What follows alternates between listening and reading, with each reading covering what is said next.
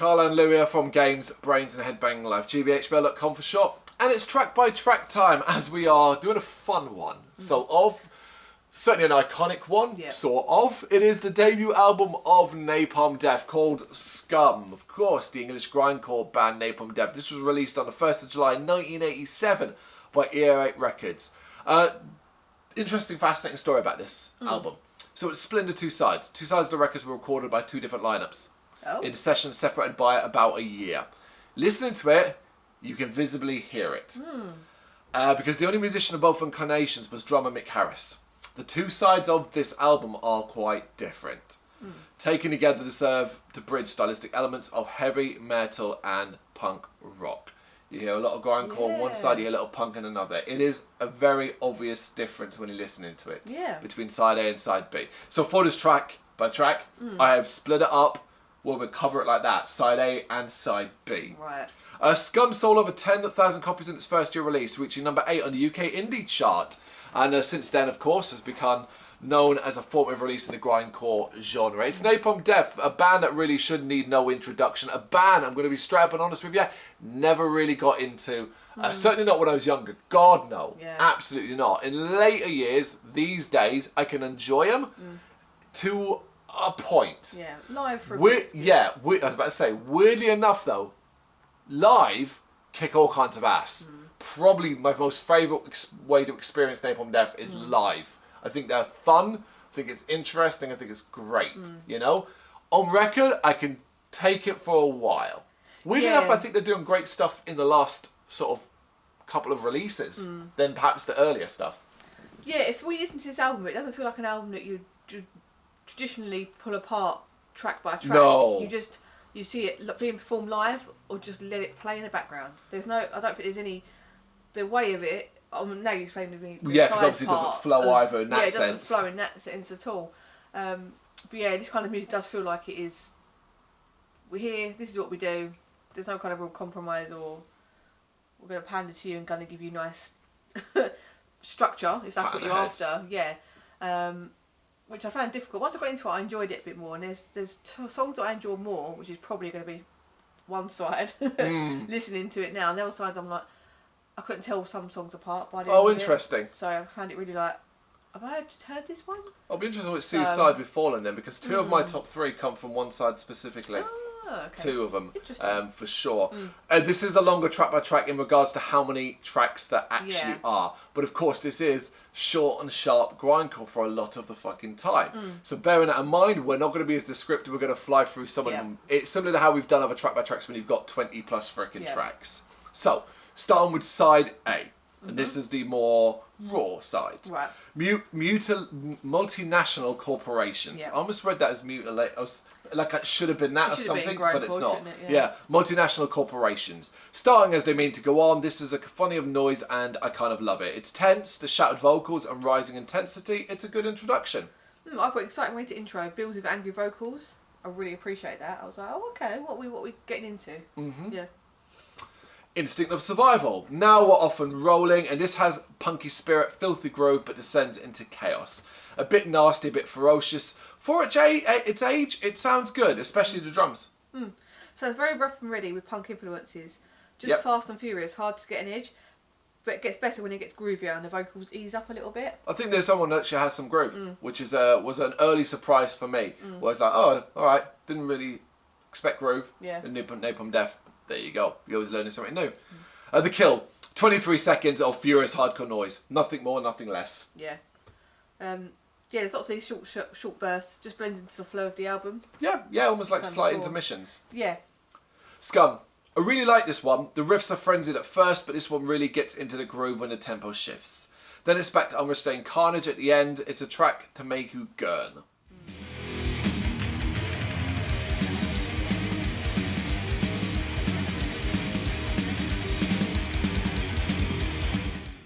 Oh, this is nice and chunky to start with, really heavy. One of the longest tracks on the album. There's a real groove to it. Yeah. And I like it. It gave me proper structure. And I could really... I'm sure I've heard it when I've seen them live, they played this one, because it feels like it's a set classic. You'd have this one in there? Possibly, yeah. Possibly, yeah. I couldn't pull out for sure. I mean, if you're a regular Napalm Death live viewer, you may know yourself, can confirm that. Caught in a Dream. Keeping that same brashness with the riffs and showcasing those bursts of intensity nicely. I felt quite freshy, the intro, then the blasting beats. That's what I got from it. Polluted Minds. No nonsense grind where the instruments are just hit hard and heavy and fast as possible while the vocals roar. It's 59 seconds of savagery. No subtlety to this one. Relentless drive. Yeah. I enjoyed the guitars adding to the mayhem on this one. I feel a bit more prominent. This is the first time where I really felt like this is what I thought or expect from Napalm Death. This one, definitely. Yeah. Sacrificed. Still keeping it short, Napalm Death continued to pummel away, and this is 66 seconds of horrible sounding noise. I'm still enjoying it though. Like, that's the thing I noted here. I was like, yeah, I'm not like going, ugh. It was too short to get a grasp, but I did like the nice rolling drums. I really like that like rolling drum sound to get you into something. Yeah, I love that. A Siege of Power. I love that this one has rhythm. The punk side of this record really out here. It's also one of the longest tracks at a second short of 4 minutes, but it doesn't drag. Especially there are tone shifts and things get chaotic here and there. I think this is a really good track. One of my favourites as well. I can picture this at a live gig. Yep. I like the rhythm and the vocals, and it complements each other here. It feels grubby with a fuzzy guitar, and the way it's used in the end of the song, it's just a real complete track for me. Yeah, that's what it is. It feels like, that's a real bad word to use, but I'm going to use it. It feels like effort. Effort was made with it. Yeah. Maybe more than some of the others. Yeah. Control, back type with this one, short and to the point, smashing instruments with the punky edge, and vocals that are shouted more than sung, leading to carnage at the end. Again, I kept it. Some of them are really brief because they're very brief. Yeah. I just put good drums, keeping pace. Fair enough. So again, I do like a good bit of drumming. Born on Your Knees, more eye-watering speed and more ear-bleeding heaviness. See, even I got short sometimes. The tracks are blending slightly. But I get this music's got to be short and sharp. The intensity wouldn't last. Of course, like, it's an impact. It's an impact album. It's impact music. Yeah. Human Garbage. The initial rocky beat is fun. But this one does quickly descend in noise. However, the groove twist at the second half is banging. This is a brilliant effort. I like the opening to this one. A brief break before more of the same. I do like the slower parts with the groove because it hooks me in. So yeah, I like that one.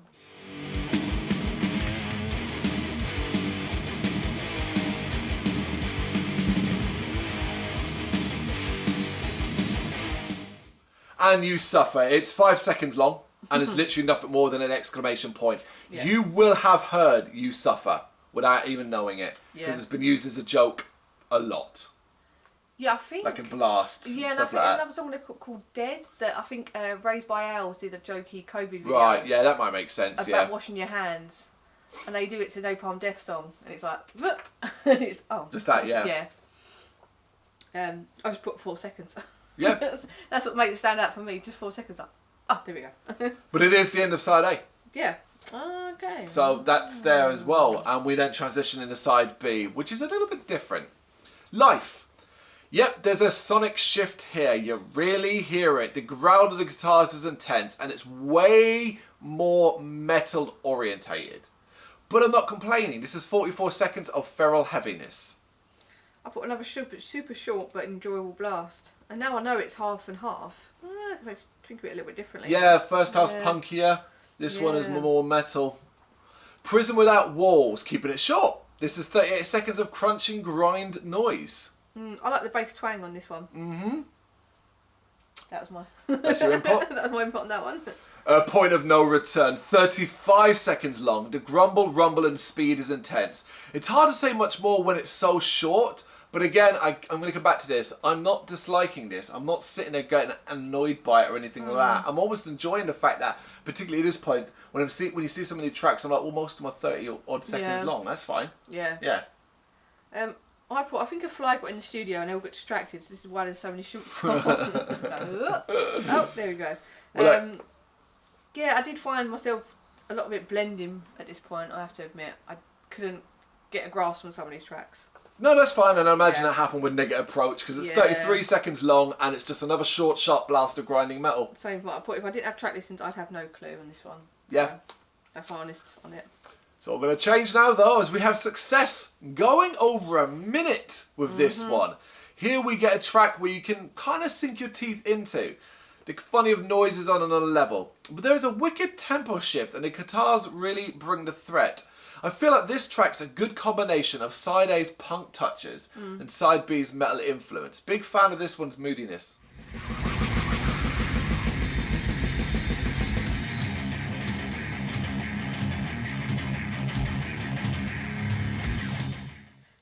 I enjoy this one as well. There's little elements I really like. The drum, when it gets a good groove, is really cool. So there was all parts of it that I really, really appreciated. Agreed.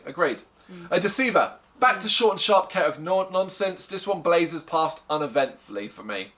I like the weird echo effect. It sounded quite sinister on that one. There was like an echoey horror kind of sound on that one. I liked. CS.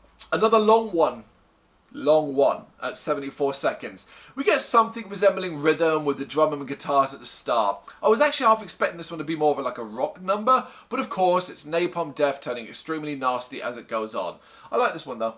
I didn't care for this one. Okay. There was no edge for me to hold on to, so it just passed me by. Parasites. 24 seconds. The highlight is that motor style rumble in the background. I thought it sounds like he's got a gag on when he was like doing the vocals. It sounded like really like he on that one. Okay. I don't know, it just sounded really, really rough and raw. 24 seconds managed to get that. Alright. Pseudo Youth. As fast and chaotic as it gets, 42 seconds of hyperactive noise. I am constantly pointing out the length of these because I feel like it's important when it's kind of like we're not giving it deep analysis. Because you can't. Because it's 42 seconds of Napalm Death going, you know? Yeah. This album is put on like forget about looking at individual tracks, like I said at the beginning. Just let this one play. It's just you just let it play. You won't go, oh, what one was that? It just flows.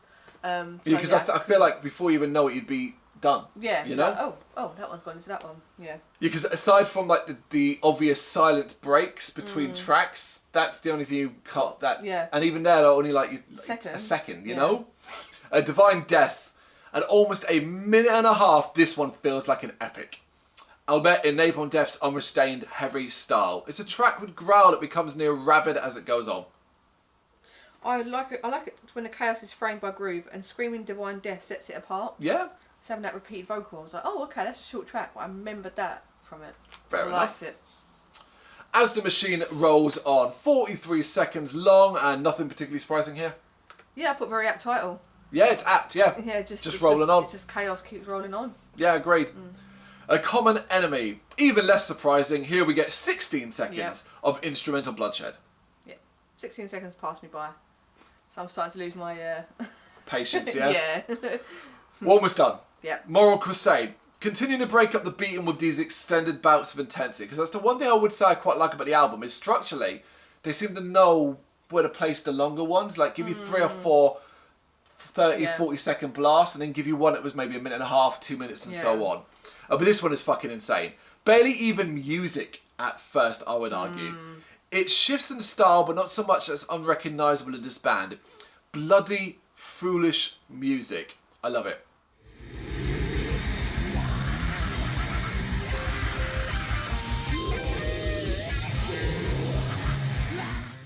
I can't say I'm enjoying it. It just felt like I preferred the longer tracks. Yep. So I'm a side A person through and through. Yeah. But yeah, I couldn't get involved with it. I couldn't remember anything from it. It just felt more of the same. Stigmatized. Horrible sounding grindcore, but lovable because it is so straightforward. It's noise, but not just noise for the hell of it. Refined and energized. See, no, I can't. We're getting different things from this. I want you more were coming from it, right. Yeah.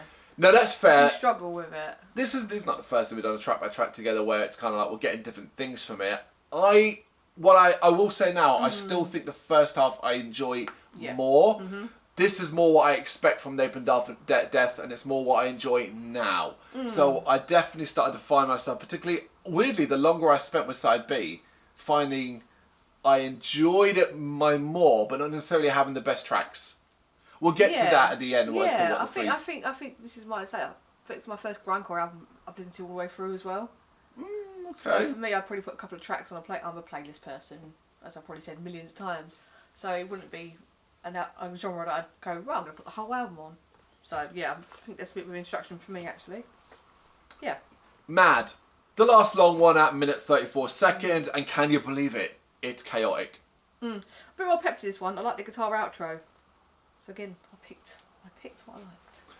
Ending with Dragnet. Ending as they've begun, in fact. This is a track with a little bit more rhythm, but still undeniably furious. Simply put, if you're not exhausted at this stage, bravo. Because I bloody was. Yeah.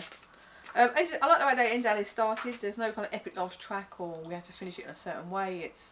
This is what we are. That's what we started as. And there you go. So I do like that from them.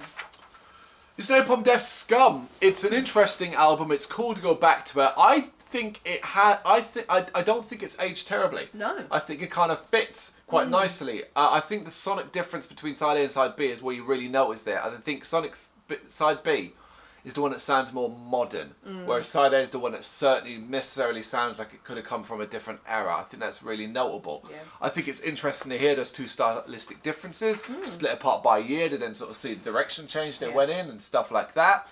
Because of the amount of punk bands that kind of exist or have those elements anyway, I'd argue that I much prefer them going and moving into the grindcore scene more prominently as they do the metallic grindcore scene with side B.